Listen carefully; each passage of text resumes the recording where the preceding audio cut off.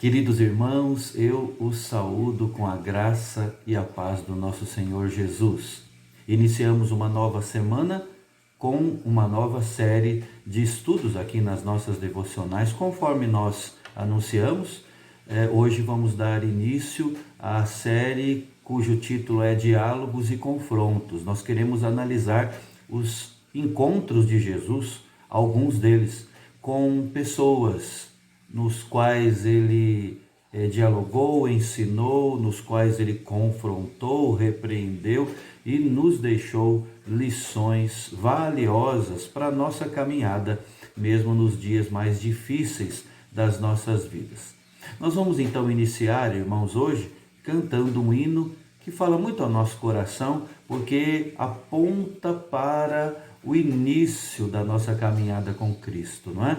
É o hino 334 do nosso hinário, A Conversão, que diz: foi na cruz que um dia eu vi meu pecado castigado em Jesus, foi ali pela fé que meus olhos abri, e agora me alegro em sua luz.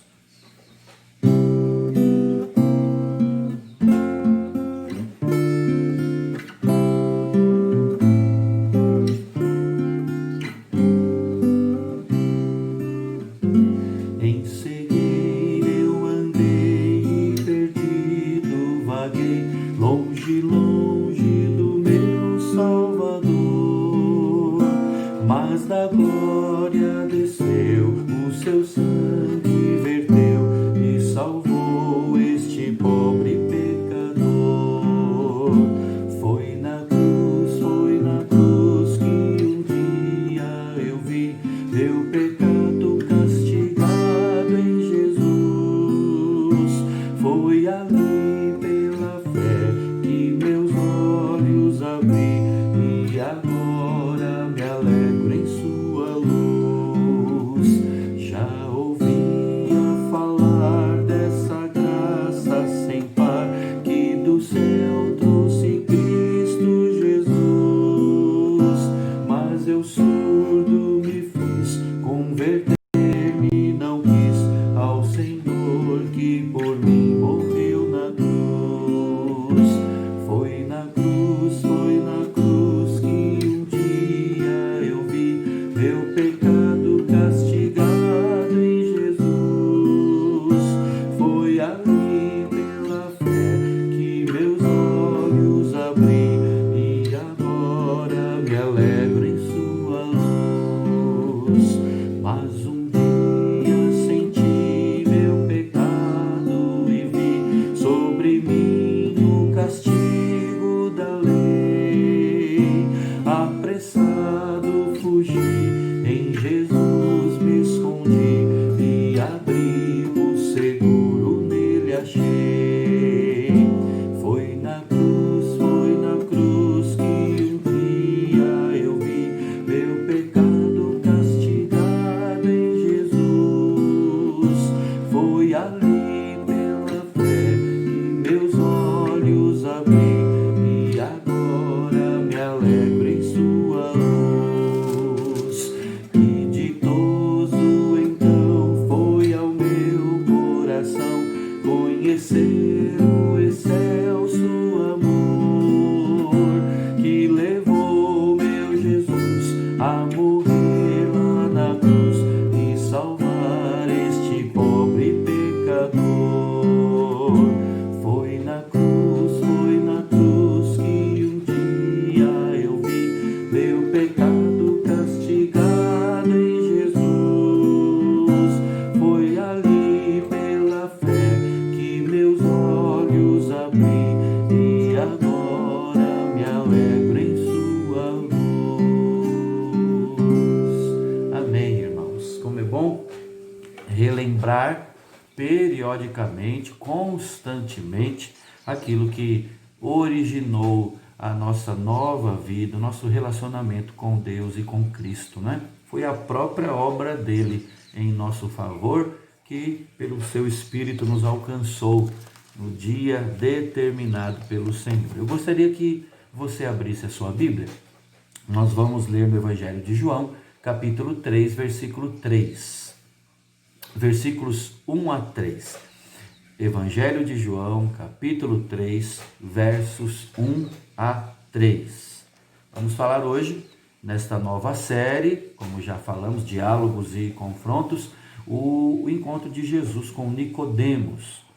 E olha o que diz o texto sagrado. Havia entre os fariseus um homem chamado Nicodemos, um dos principais dos judeus. Este de noite foi ter com Jesus e lhe disse: Rabi, sabemos que és mestre vindo da parte de Deus, porque ninguém pode fazer estes sinais que tu fazes se Deus não estiver com ele. A isto respondeu Jesus: em verdade te digo que se alguém não nascer de novo, não pode ver o reino de Deus. Irmão e irmã, muitos dos que se dizem evangélicos, infelizmente, não são verdadeiramente evangélicos. Muitos dos que se dizem evangélicos estão apenas e tão somente atrás de manifestações de poder, querem curar as suas doenças físicas, desejam coisas espetaculares como, por exemplo, o falar em línguas, querem até cultos espetaculares, não é? Outros, nesta mesma linha, buscam da igreja e do próprio Deus apenas e tão somente um passaporte para a riqueza, um passaporte para sair das dívidas, um passaporte para ter mais coisas materiais, bens materiais do que tem atualmente. Agora, suponhamos que de fato Deus concedesse de maneira extraordinária, assim, tudo o que cada uma dessas pessoas pedisse. Pare e pense. Seriam elas, por causa disso, crentes fiéis? Eu creio que isso de forma alguma é garantido, não é? Isso não é garantido. E ao estudarmos o encontro de Jesus com Nicodemos, com base aqui no texto lido, nós vamos observar exatamente esse fenômeno em andamento. Alguém que consegue ver até um milagre, mas não consegue entender Jesus. Não existem tantas pessoas assim? Alguém que consegue ver a mão de Deus realizando coisas extraordinárias, mas não consegue crer em Cristo, não se rende aos pés do Salvador. Não seria esta, irmãos, a história de muitos cristãos de hoje em dia também? Por isso, irmãos, eu creio que nós precisamos atentar com muito cuidado, com muita atenção ao que Jesus está aqui ensinando, o encontro dele com Nicodemos. Comecemos por ver quem era esse homem. Quem foi Nicodemos, irmãos? O nosso texto básico descreve Nicodemos, primeiramente, como sendo um fariseu, logo no verso 1. Você, se já tem uma caminhada na igreja, e você com certeza já sabe o que era o fariseu, não é? Os fariseus, junto com os saduceus, zelotes e essênios, compunham os partidos político-religiosos. Era isso mesmo o que acontecia ali nos dias de Cristo. Eles compunham os partidos político-religiosos na época do Novo Testamento. A origem dos fariseus é um tanto incerta, mas nós sabemos que se deu no período interbíblico, entre Malaquias e Mateus, né? Os chamados 400 anos de silêncio profético, na época dos Macabeus. Alguns até falam que foi ali por volta do 2º século antes de Cristo.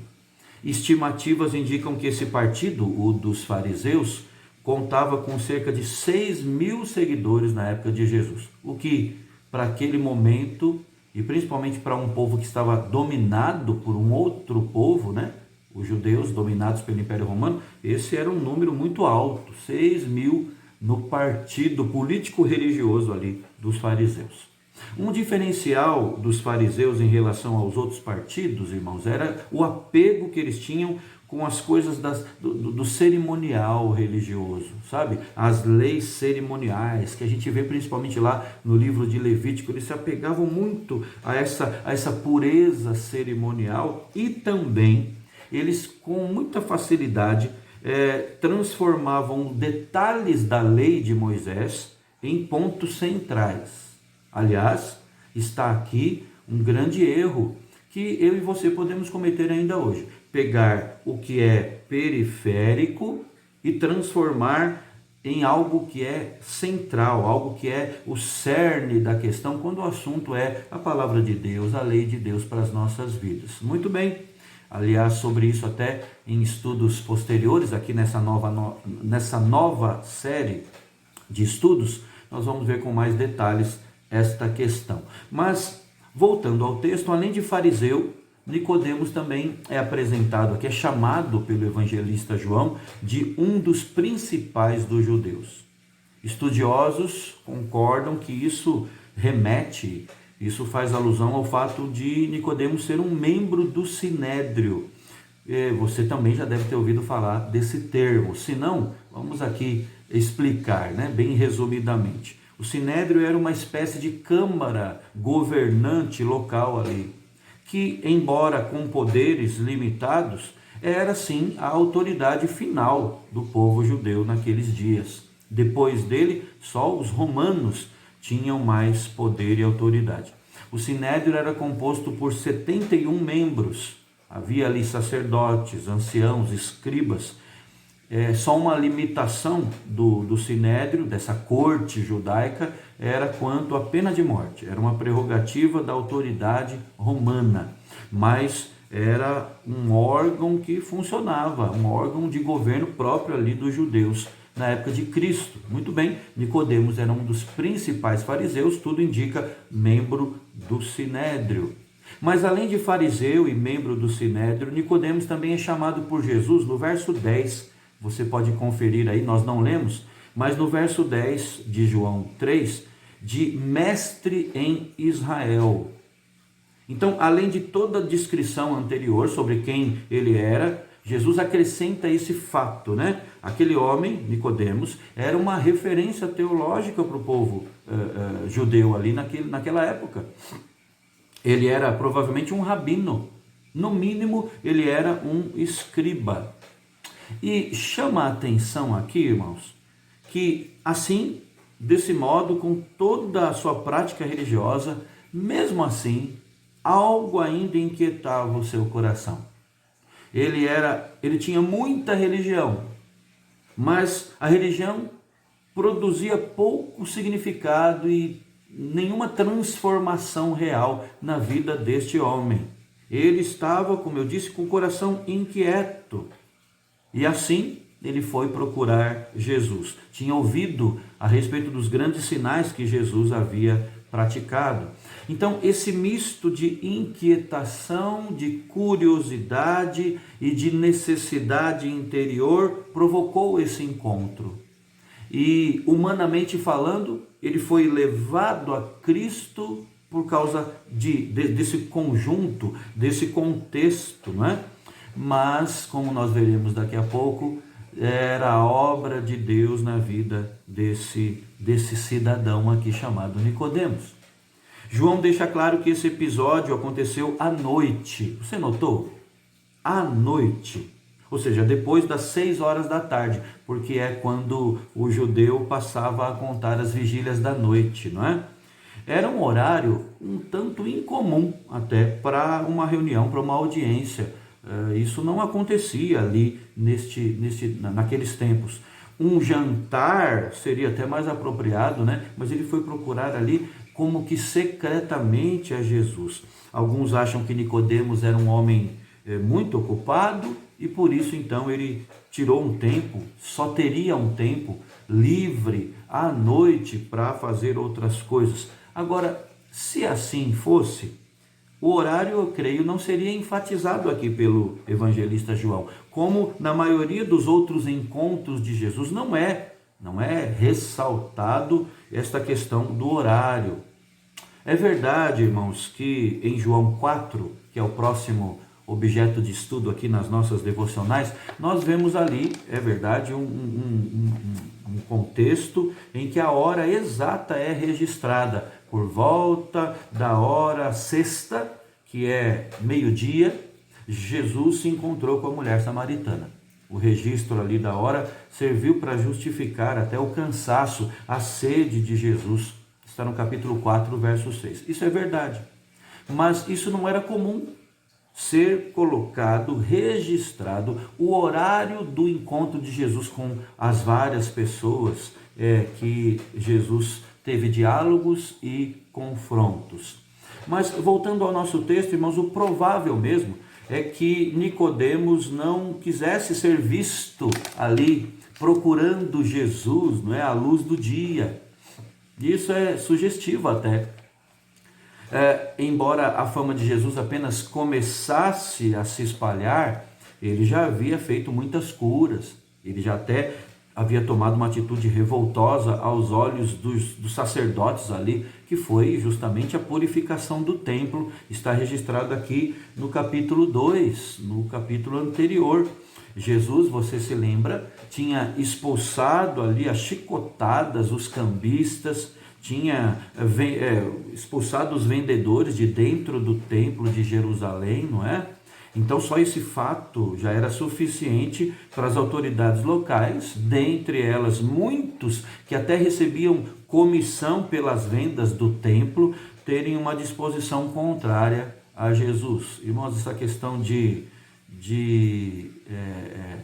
corrupção é muito antiga. E esses afetados pela palavra de Jesus agora estavam rejeitando e olhando para Jesus com outros olhos.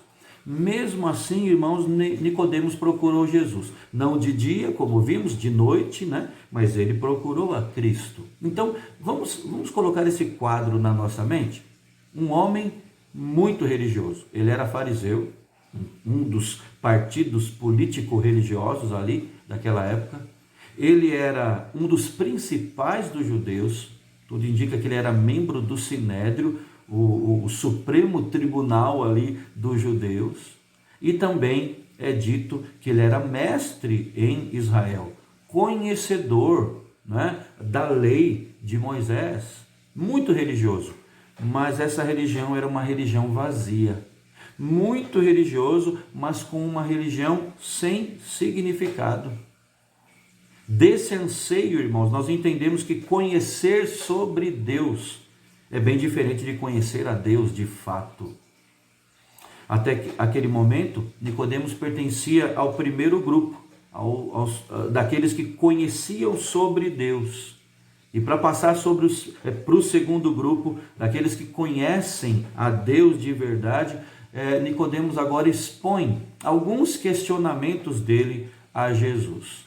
São verdadeiras perguntas da alma, perguntas de um coração inquieto, de um coração vazio. Outro aspecto a ser observado é justamente esse. O fato de que Nicodemos estava ali abrindo o seu coração, não é? Alguém que sabia sobre Deus, mas que não tinha Deus preenchendo ainda o vazio do seu coração. Além disso, irmãos, nós devemos lembrar que Nicodemos estava representando aqui, não apenas ele estava representando um grupo de pessoas que tinham as mesmas dúvidas sobre Cristo. Da onde que nós tiramos isso? Do versículo 2, em que Nicodemos fala: sabemos que és mestre vindo da parte de Deus. O uso do plural aí, sabemos, parece indicar, irmãos, que Nicodemos era uma espécie de enviado, de emissário de alguns judeus, quem sabe de vários membros ali do Sinédrio, não é? Ele era uma espécie de emissário deles, eles que compartilhavam dos mesmos dilemas, espiritualmente falando. Eu gostaria de começar analisando isso hoje. No próximo estudo nós vamos seguir, dar sequência. Mas o primeiro dilema é quanto ao caminho para o reino de Deus. Qual era a estrada, não é? Qual era o caminho para o reino de Deus? Nicodemos afirmou que se Jesus fazia aqueles sinais, deveria ser porque ele era muito íntimo de Deus. Ele fala isso no versículo 2, não é? Ninguém pode fazer esses sinais que tu fazes se Deus não estiver com eles, disse Nicodemos. E ele estava certo quanto a esta associação. Ele enxergou Deus ali. O fato é que muitos que não creem, nem isso conseguem, não é? Eles veem o que Cristo faz, veem as obras de Deus, não glorificam a Deus. Nicodemos, no entanto, ele enxergou a mão de Deus ali. Senhor, uma coisa é certa, eu não sei muito explicar quem é o Senhor, de onde o Senhor veio, qual é o propósito do que o Senhor faz, mas eu sei que o Senhor só pode ser de Deus, porque, como ele disse, ninguém pode fazer esses sinais que tu fazes, se Deus não estiver com ele. Aliás, irmãos, lembramos aqui de que Pedro, o apóstolo Pedro, tempos depois, ele escreveu sobre isso mesmo, né? Ele disse: como Deus ungiu a Jesus de Nazaré com o Espírito Santo e com poder, o qual andou por toda parte, fazendo bem e curando a todos os oprimidos do diabo, porque Deus era com ele. Então, isso está registrado em Atos capítulo 10. Então, essa percepção foi correta da parte de Nicodemos. No entanto, irmãos, essa declaração de Nicodemos foi entendida, vista, percebida e captada pelo nosso mestre, o Senhor Jesus, como sendo fruto de uma inquietação, de uma indagação. Porque não foi uma pergunta feita, né? Essa declaração de Nicodemos não foi uma pergunta, mas Jesus sabia que por trás ali daquelas palavras se escondia uma tremenda inquietação. Não é interessante isso? Ele sabia que os milagres que praticara nos últimos dias tinham atraído a atenção de muita gente, mas o nível de compreensão da natureza humana, irmãos, fazia que até mesmo as intenções mais profundas fossem reveladas a Cristo, não é? Então, de novo, para compor o cenário, Nicodemos não fez uma pergunta, ele fez uma constatação: Senhor, nós sabemos que o Senhor é mestre, vem de Deus, porque ninguém pode fazer isso se não vier de Deus. E aí Jesus, diz o verso 3, responde a ele. A isto respondeu Jesus, e ele diz ali, ele ensina Nicodemos, alguém que conhece a nossa própria natureza, alguém que conhece o que está lá no nosso profundo do coração, não é? Então, uma palavra dita por Nicodemos já foi entendida por Cristo. E aí, irmãos, mesmo sem haver uma pergunta, Jesus responde dizendo: se alguém não nascer de novo, não pode ver o reino de Deus. Como assim nascer de novo? Disse Nicodemos. O que significa isso? Não é estranho para nós, cristãos, que Nicodemos não tenha entendido o significado dessa expressão, dessas palavras de Jesus, né? Porque nascer de novo, para nós, é praticamente um jargão no meio evangélico, né? Nascer de novo remete à conversão, remete à transformação de vida que Deus opera quando entendemos o que Cristo fez no nosso lugar ali na cruz, entendemos o amor de Deus por nós, né? Aí há um novo nascimento, é algo espiritual. Aliás, só para lembrar-nos, né? O termo ali no grego tem também o sentido de nascer do alto. Então esse novo nascimento não se remete tão somente, não se refere à questão natural de um nascimento, de um bebê, mas se refere a um nascimento espiritual que vem do alto. Repito, nascer de novo, ali no original grego do Novo Testamento, é uma referência a nascer do alto, ou seja, uma obra diferente, não é? Que não está colocado em termos naturais da natureza humana. Muito bem. A resposta de Jesus apresentava um grande desafio ao modo de vida, não somente de Nicodemos, mas também dos fariseus em geral, né? A quem ele representava ali. Por quê? Porque os fariseus se apegavam ao fato de que a salvação se dava pelo cumprimento de regras, pelo cumprimento das leis. Então, a visão dos fariseus e dos religiosos da época de Cristo era essa, né? Estou em um correto relacionamento com Deus desde que eu cumpra a sua lei, desde que eu cumpra as regras que ele estabeleceu. Senão, eu estou fora. Irmãos, hoje não é diferente. Pergunte a alguém não crente o motivo pelo qual ele acha que Deus permitiria a sua entrada no céu. A resposta é quase sempre a mesma, quase sempre igual, com algumas pequenas variações, né? Eu nunca matei ninguém. Eu nunca roubei. Eu procurei sempre ajudar o próximo. Eu sou uma pessoa honesta, e assim por diante. Todas as respostas nessa mesma direção. E a minha pergunta é a seguinte: o que é que torna essa pessoa diferente do fariseu ali, diferente de Nicodemos? Ambos não estão elegendo um conjunto de regras que, aos seus olhos, vai facilitar o caminho da salvação?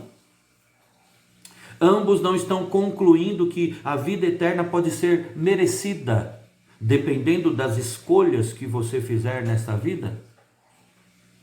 E aqui, irmãos, nós chegamos a um ponto que a gente precisa fazer algumas indagações aqui, algumas perguntas para nós mesmos, não é? A primeira pergunta é: será que nós conhecemos a Deus verdadeiramente? Porque conhecer sobre Deus, assim como Nicodemos conhecia, não é tudo. Vemos aqui um homem cheio de inquietações, um homem com um vazio existencial e espiritual tremendo. Não permita que você tenha diante de Deus apenas um conhecimento sobre fatos acerca dele, e não um conhecimento do próprio Deus, que te aproxima dele, que te faz amar a ele, que coloca a sua vida na dependência dele. Conhecer sobre Deus não é tudo. Além disso, precisamos falar de novo aqui sobre essa questão de que Jesus nos conhece profundamente. Não sei se você notou, mas nos 2 últimos versículos do capítulo 2 de João, nós lemos assim: mas o próprio Jesus não se confiava a eles, porque os conhecia a todos, e não precisava de que alguém lhe desse testemunho a respeito do homem, porque ele mesmo sabia o que era a natureza humana. Jesus nos conhece com detalhes. Jesus me conhece e te conhece melhor do que a pessoa mais próxima nossa. Se você é casado, podemos dizer que Jesus te conhece mais profundamente do que o seu próprio cônjuge. Ele sabe o que é a nossa natureza. Ele nos conhece por dentro e também por fora. Conhece as nossas motivações. Antes mesmo de falar, Deus já sabe, Cristo já sabe o que nós vamos falar. Dele nós não podemos esconder nada. E isso também é um alento, não é? Porque Ele conhece os nossos anseios, Ele sabe do que necessitamos. E por fim, irmãos, eu quero, fechando a minha palavra hoje, falar também da questão do desempenho ou da graça, não é? Mesmo quem conhece o Evangelho pode ter equívocos quanto ao relacionamento com Deus. Pode pensar assim: eu sou salvo pela graça, eu nasci do alto, sobre isso vamos falar no próximo estudo, mas agora é comigo, eu tenho que cumprir aqui as regras. É verdade que precisamos seguir o Evangelho. No entanto, isso é feito prazerosamente, com alegria, não como uma espécie de barganha, e debaixo da ação e do poder do Espírito Santo, não tenha dúvida. O que é que define o seu relacionamento com Cristo? Você enxerga esse relacionamento na base do desempenho ou na base da graça do Senhor? Vamos orar, queridos? Querido Deus, nosso Pai, te louvamos pelo primeiro estudo a respeito dos encontros de Jesus. Que possamos aprender com esses diálogos e confrontos que Jesus teve ali com seus contemporâneos. Que isso nos ensine, que isso, ó Deus, abra o nosso entendimento para compreender e amar mais o Senhor. Senhor, não permita que conheçamos o Senhor apenas em termos de estatística, algumas informações sobre o Senhor. Nós queremos conhecê-lo de fato, para amá-lo e para dependermos do Senhor dia após dia. É a nossa oração, em nome de Jesus. Amém. Irmão querido, irmã querida, Deus abençoe, um forte abraço e até o nosso próximo estudo, se Deus assim quiser.